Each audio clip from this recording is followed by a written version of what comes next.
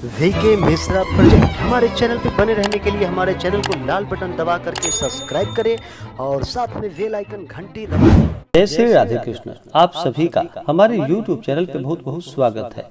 आइए आज सुनते हैं आषाढ़ अमावस्या की कथा। हिंदू धर्म में अमावस्या तिथि का बड़ा ही विशेष महत्व माना गया है। हर माह के कृष्ण पक्ष की अंतिम तिथि जो कि अमावस्या तिथि होती है और हर अमावस्या तिथि का अपना विशेष महत्व होता है। इसी प्रकार से आषाढ़ अमावस्या तिथि का अपना विशेष महत्व है।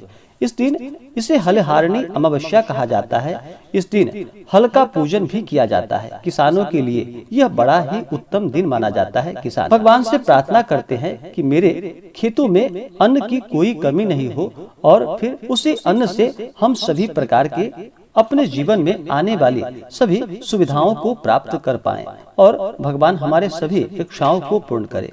इस प्रकार से किसानों के लिए भी अमावस्या तिथि का बड़ा ही विशेष महत्व होता है। अमावस्या तिथि का दिन, इस दिन गंगा स्नान करने का बड़ा विशेष महत्व होता है। इस दिन गंगा आदि में स्नान करनी चाहिए।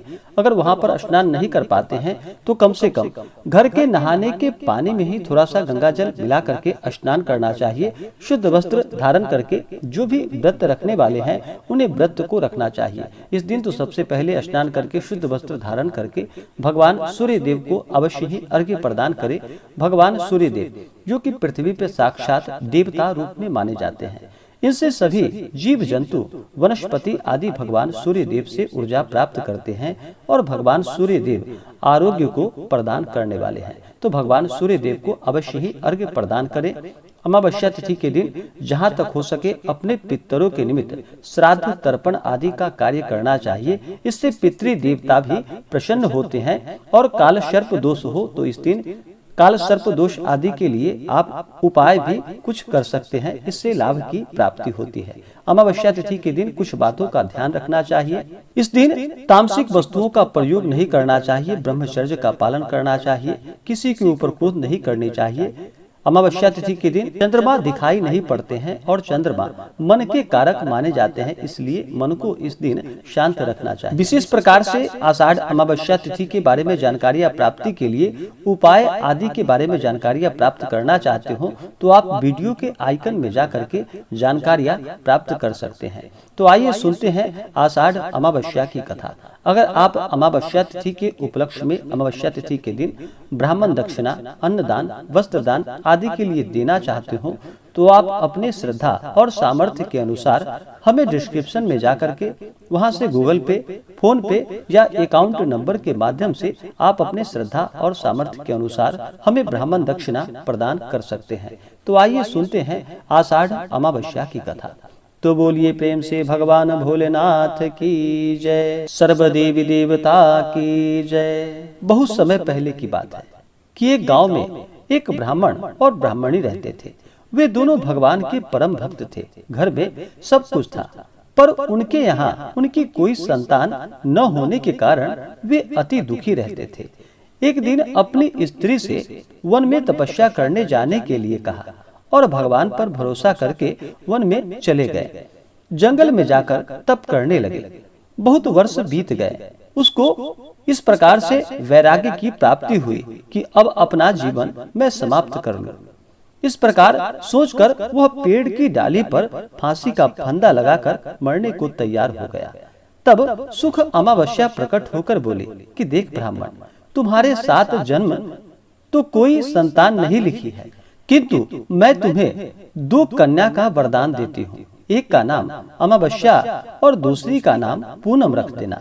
तेरी स्त्री को कहना कि सुख अमावस्या का व्रत या उपवास करे।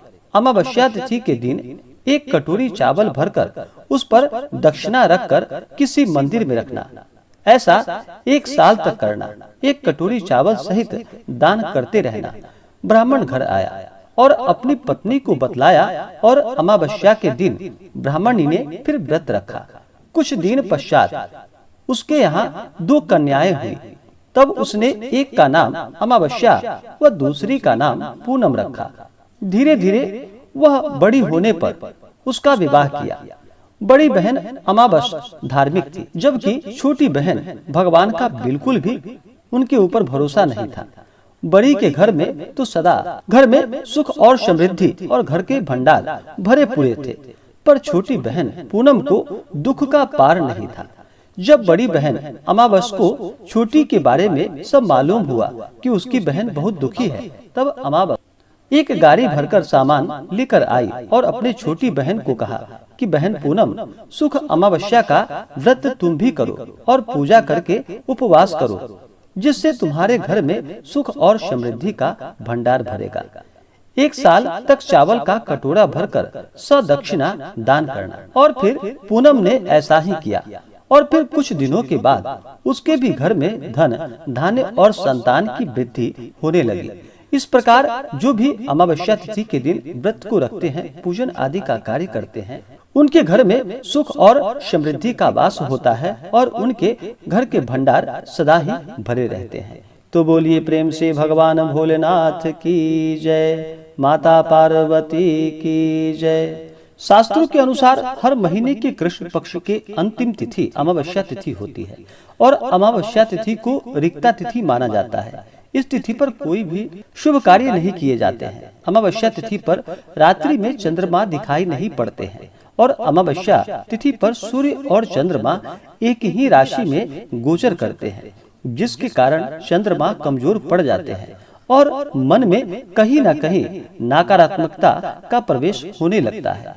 सूर्य और चंद्रमा के एक राशि में होने पर पितरों को प्रसन्न करने का भी एक अद्भुत दिन होता है, जिससे हमारे कार्यों के अंदर गति आती है और हमें नौकरी, व्यापार आदि में सफलता की प्राप्ति होने लगती है।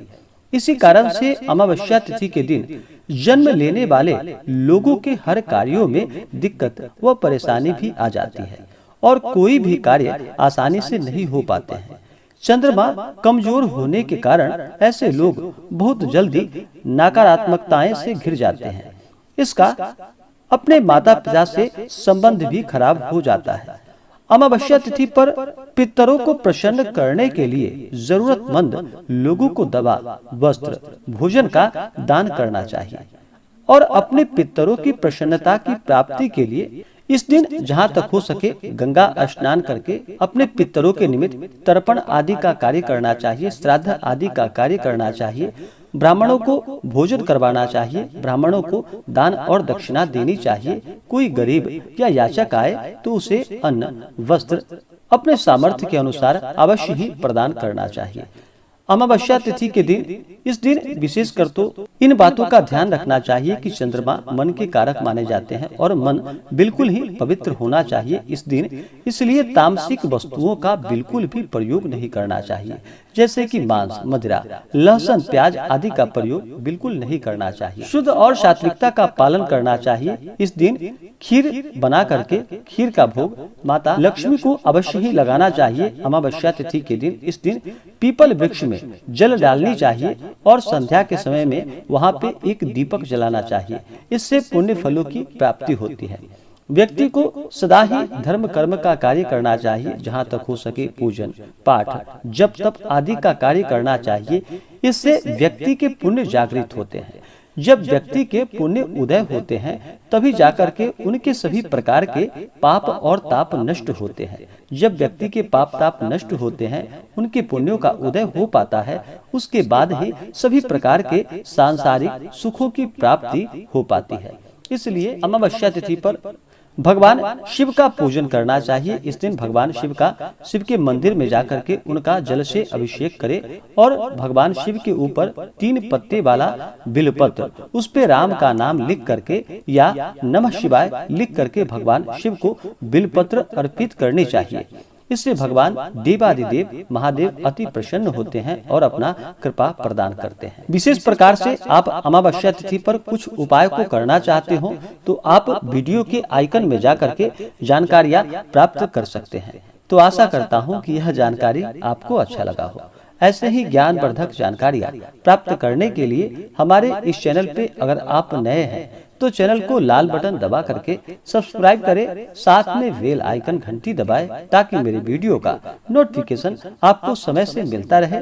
वीडियो को लाइक करें, शेयर करें, सुखी रहें और स्वस्थ रहें। जय श्री राधे कृष्ण। धन्यवाद।